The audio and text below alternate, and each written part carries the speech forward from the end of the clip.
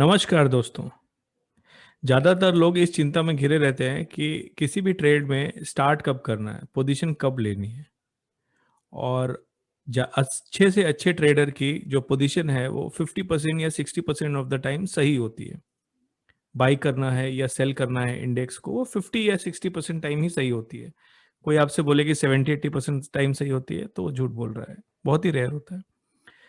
अब आपको समझ में आ गया कि बाई करना है या सेल करना है, और लेट्स से आपने डिसाइड किया कि मुझे ऑप्शंस के थ्रू करना है।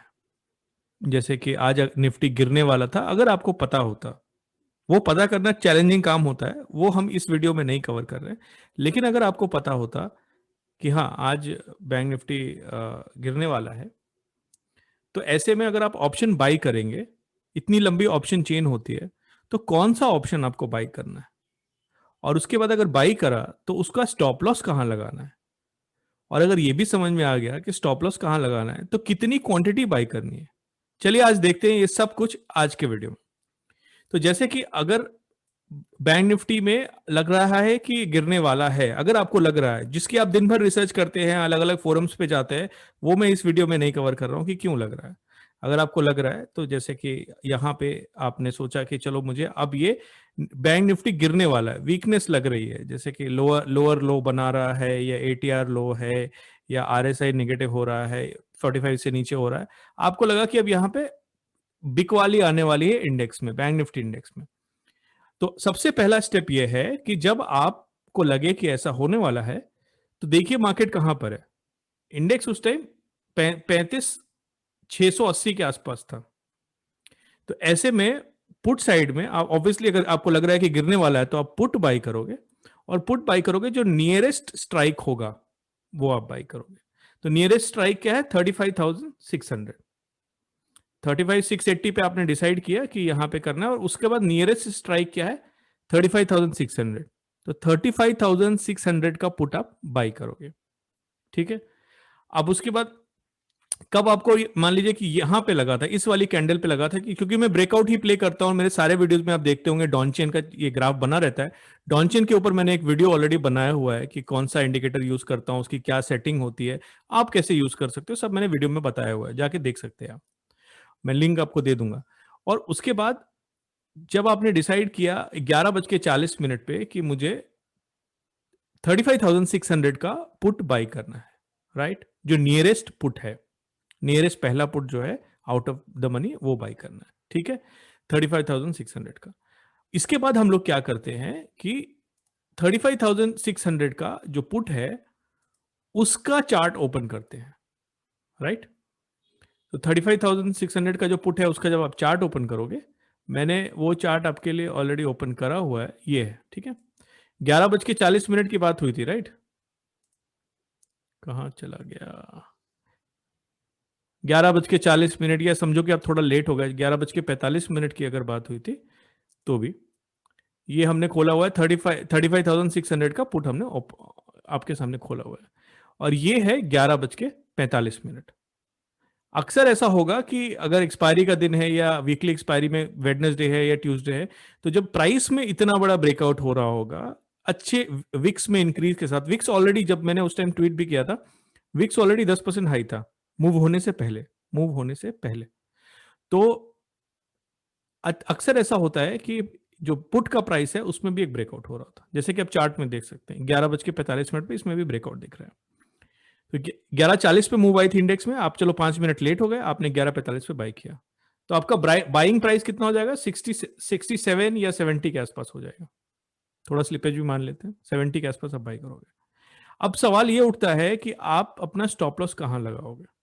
इसके कई तरीके होते हैं। बहुत लोग इंडेक्स देख के स्टॉप लॉस लगाते हैं।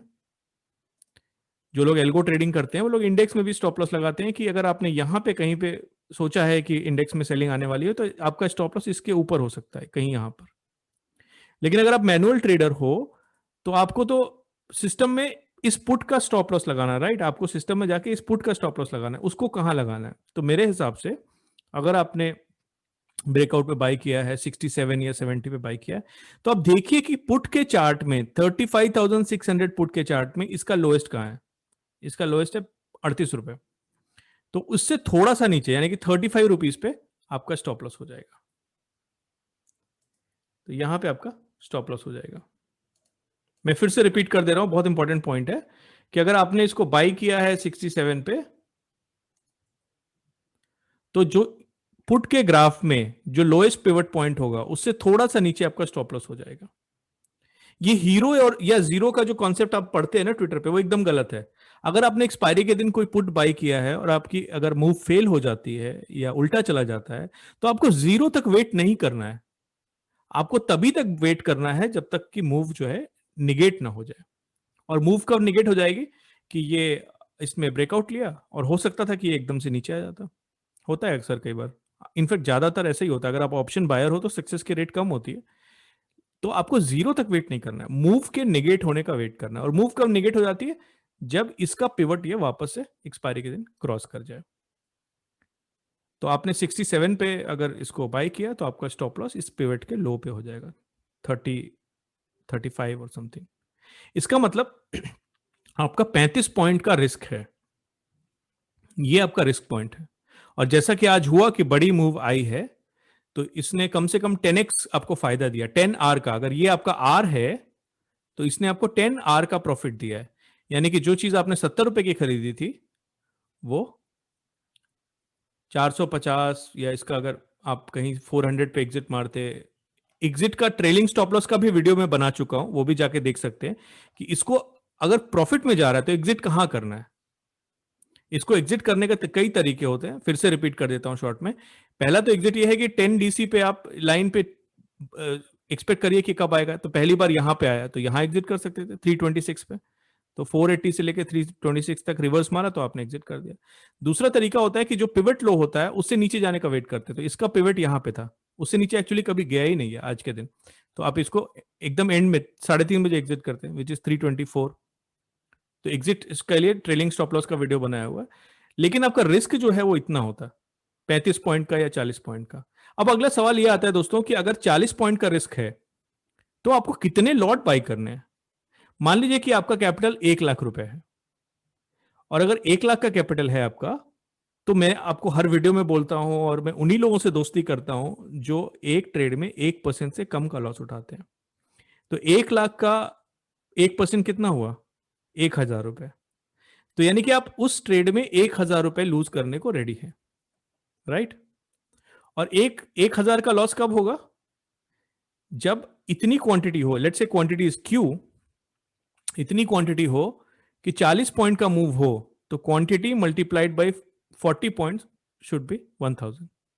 या इसको दूसरी तरीके से देखें तो 1000 which is 1% of your capital, 1000 divided by 40,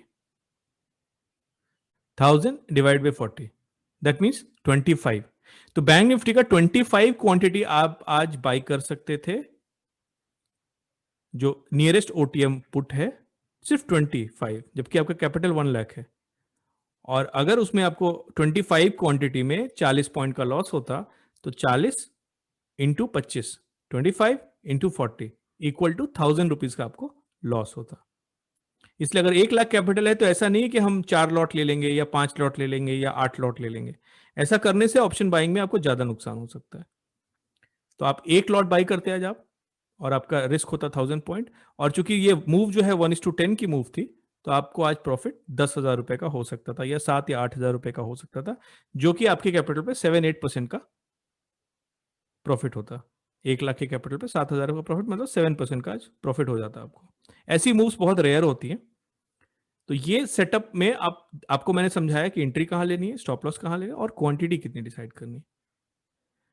कब कब एंट्री लेनी है उसके लिए अपन अलग वीडियो बनाएंगे, सपोर्ट रेजिस्टेंस वो सब बनाते रहते हैं, वो धीरे धीरे आएगा, उसमें बहुत से वेरिएबल होते हैं और वो अंडरस्टैंडिंग धीरे धीरे आएगी। लेकिन ये सारे रूल हैं कि कौन सा पुट बाई करना है, कितना क्वांटिटी बाई करना है, कहां पे बाई करना है, और कहां पे एग्जिट करना है, मतलब कहां पे स्टॉप लॉस होना है, ये सारा फिक्स हो सकता है, आप लिख सकते हो एक जगह। इसके लिए कोई डिस्क्रिप्शन की जरूरत नहीं है, ये रूल्स हैं, राइट। अब बात करते हैं दोस्तों कि स्प्रेड अगर आप करते तो क्या होता। लेट्स से कि आपका कैपिटल कम है और आप स्प्रेड करना चाहते हो, तो ऐसे में क्या करोगे आप कि आपने 35,600 का पुट बाई कर लिया, ओके। अब देखते हैं कि अगर आप प्लेन वनीला पुट बाई करने के बजाय अगर आप एक स्प्रेड बाई करना चाहते थे, स्प्रेड बाई करने में क्या है कि अगर आप एक पुट बाई करते ओटीएम और ज्यादा ओटीएम और भी दूर का ओटीएम आप सेल करते, तो ये आपका डेबिट स्प्रेड हो जाता है। ठीक है, तो अगर आप 30, जैसे नियरेस्ट जो बताया मैंने आपको 35,600, जिसका अभी हम लोगों ने चार्ट भी देखा, उसका अगर आप पुट बाई करते जो कि 67 रुपीज का था 11:45 पे, और अगर आप उससे जस्ट नेक्स्ट वाला 35,500 उसका अगर आप पुट जो है सेल करते 11:45 पे, वो तकरीबन 35 रुपए का था। तो एक आपका 65 रुपए का था और दूसरा आपका 35 रुपए का। जो आप बाई कर रहे थे वो 65 रुपए का था, 65 रुपीज का या 67 रुपीज का, और जो आपको सेल करना था उससे जस्ट नेक्स्ट वाला सेम क्वांटिटी वो 35 या 37 रुपीज का था।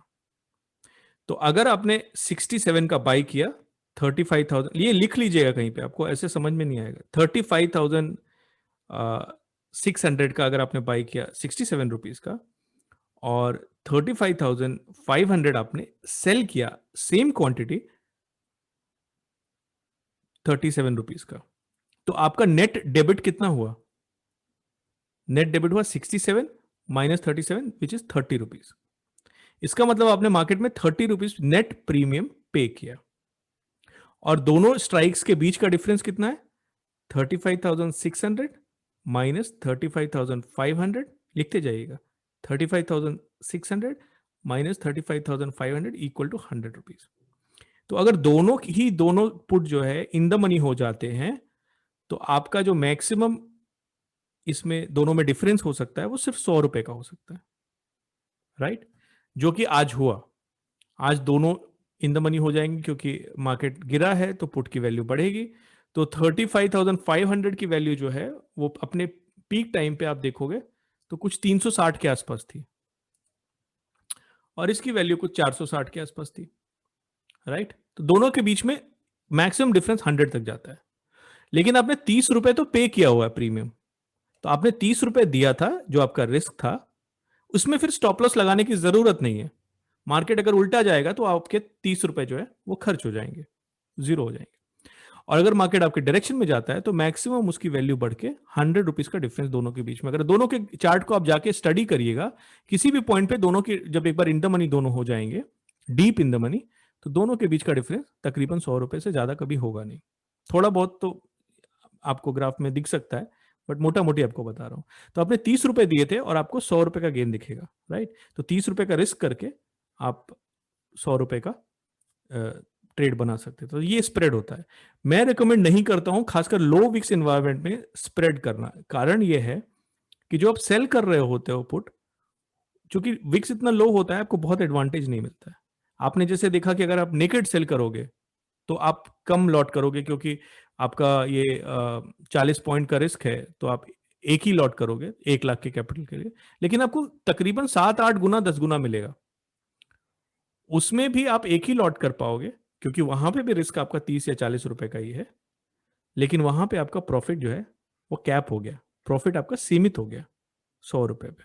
100 रुपए में से भी 30 रुपए जो आपने पे किए थे वो माइनस करना, तो 70 रुपए, 30 रुपए लगा के केवल 70 रुपए का प्रॉफिट आप देख पाओगे। तो इसलिए मैं स्प्रेड रिकमेंड नहीं करता हूं, लेकिन बहुत लोग पूछते हैं इसलिए मैं बता रहा हूं कि ऐसी सिचुएशन में जब आपको लग रहा है कि मार्केट यूनी डायरेक्शनल जा सकता है तो आप स्प्रेड भी कर सकते हो, और स्प्रेड करने के बाद आपको स्टॉप लॉस लगाने की भी जरूरत नहीं है, और आप तब तक वेट कर सकते हो जब तक आपकी स्पॉट में मूव या तो निगेट ना हो जाए या तो स्पॉट स्टैग्नेट ना हो जाए। दोस्तों वीडियो देखने के लिए बहुत बहुत धन्यवाद।